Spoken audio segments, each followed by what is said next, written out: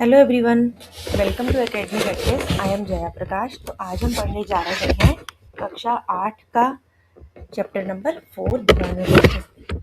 ये एक कविता है और इस कविता को लिखा है भगवती चरण शर्मा जी ने। तो चलिए पढ़ते हैं। पहला प्रसंग इसका हम सबसे पहले पढ़ेंगे। हम दीवानों की क्या हस्ती है, आज यहाँ कल वहाँ चले, मस्ती का आलम साथ चला, हम धूल उड़ाते जहाँ चले, आए बनकर उल्लास अभी, आंसू बनकर बह चले अभी, सब कहते ही रह गए, अरे तुम कैसे आए कहाँ चले। तो यहाँ पर इन पंक्तियों का जो अर्थ है वो समझेंगे। यहाँ पर कवि ने, यहाँ पे जो दीवाने हैं ना वो किन्हें कहा गया है। कवि दीवाने कहते हैं, दीवाने का मतलब है जो हमारे देश के वीर हैं।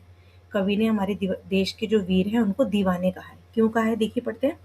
कवि कहते हैं कि दीवाने अर्थात वीर देश की आज़ादी के लिए कुछ भी करने को तत्पर हैं, यानी तैयार हैं। ये बेफिक्र लोग हैं, जहाँ भी ये जाते हैं खुशियाँ खुद चली आती हैं। ये लोग एक जगह नहीं टिकते। यहाँ आया था ना, है आज यहाँ कल वहाँ चले। तो ये लोग जो हैं वो एक जगह टिकते नहीं हैं। जब ये आते हैं तो कुछ के चेहरों पर खुशी, यानी अंग्रेज सरकार द्वारा प्रताड़ित लोगों के चेहरे पर तो खुशी आ जाती है, जिनको अंग्रेजी सरकार ने बहुत ही परेशान किया हुआ था, प्रताड़ित किया हुआ था।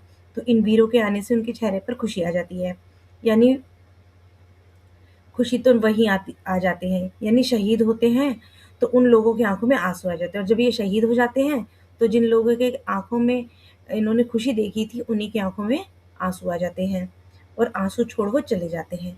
उन्हें जल्दी वापस जाता देख लोगों ने उनसे पूछना चाहते हैं कि तुम अभी तो आए हो और अभी किधर जा रहे हो। ठीक है, अब इसका दूसरा प्रश्न पढ़ते हैं। किस और चले यह मत पूछो, चलना है बस इसलिए चले, जग से उसका कुछ लिए चले, जग को अपना कुछ दिए चले, दो बात कही दो बात सुनी, कुछ हंसे और फिर कुछ रोए, छक्कर सुख दुख के घूंटों को हम एक भाव से पिए चले। अब इन पंक्तियों का मतलब समझते हैं। दीवाने जो है ना, जो हमारे देश के वीर हैं, दीवाने लोगों से कहते हैं कि वे कहाँ जा रहे हैं यह उनसे ना पूछो, चूंकि मंजिल किधर है यह उन्हें भी नहीं पता। वे मंजिल की ओर चलते जाने को ही जीवन समझते हैं, मतलब वो आगे बढ़ने को ही जीवन समझते हैं। वे जग से दुख लेते जा रहे हैं और अपने गुण और खुशियां जग को देते जा रहे हैं। मंजिल के रास्ते में दीवानों ने लोगों पर हो रहे अत्याचारों, उनके विचारों को सुना और कुछ अपने विचारों को भी रखा।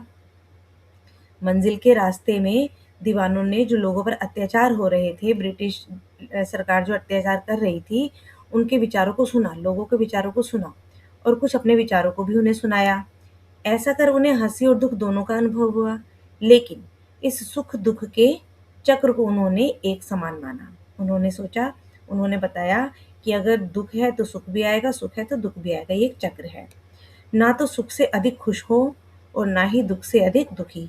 इस तरह उन्होंने अपना जीवन जिया है, मतलब इनको कोई फर्क नहीं पड़ता सुख आए या दुख आए, उन्होंने इसको अपने जीवन का एक हिस्सा ही माना हुआ है।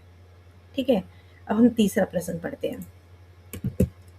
हम भिखमंगों की दुनिया में स्वच्छंद लुटाकर प्यार चले, हम एक निशानी सी उर पर ले असफलता का भार चले, अब अपना और पराया क्या, आबाद रहे रुकने वाले, हम स्वयं बंधे थे और स्वयं हम बंधने, हम अपने बंधन तोड़ चले। अब यहाँ पे क्या बता रहे हैं ये दीवाने, कहते हैं दीवाने इस भिखमंगों की दुनिया यानी गरीब स्नेह रहित लोगों के लिए अपना प्यार लुटाया। उन दीवानों ने अपना प्यार जो है इन लोगों के लिए लुटाया जो भिखमंगे हैं, जो स्नेह रहित हैं, जो गरीब है, जिनको कोई प्यार नहीं करता। स्नेह रहित मतलब जिनको किसी से प्यार ना मिला हो। ऐसा करते समय उन्होंने कोई भेदभाव नहीं किया। इस सब के बावजूद वे अपने लक्ष्य, यानी जो उनका लक्ष्य था, आज़ादी से दूर रहे। उनका लक्ष्य तो आज़ाद होना था ना, वो उससे भी दूर रहे। इस बात का भी भार उन्होंने अपने सर ले लिया। दुनिया से विदा हुए, यानी वो शहीद हो गए। दीवानों के लिए कौन अपना कौन पराया, वे धर्म जाति को नहीं मानते। उनका लक्ष्य तो केवल आज़ादी है, ताकि सब खुशी से रहें। हंसी से रहने के लिए जो बंधन दीवानों ने जो बनाए थे बंधन, अब वह आज़ादी छिनने लगी। अब उन्होंने खुद इन बंधनों को भी तोड़ दिया है। ठीक है, तो ये हमारा चैप्टर जो था दीवानों की हस्ती, छोटी सी कविता थी, भगवती चरण शर्मा जी ने लिखी थी। अगर आपको पसंद आई सब्सक्राइब कीजिएगा चैनल को। लाइक कीजिएगा और अपने फ्रेंड्स के साथ शेयर कीजिएगा। नेक्स्ट वीडियो के लिए बाय बाय।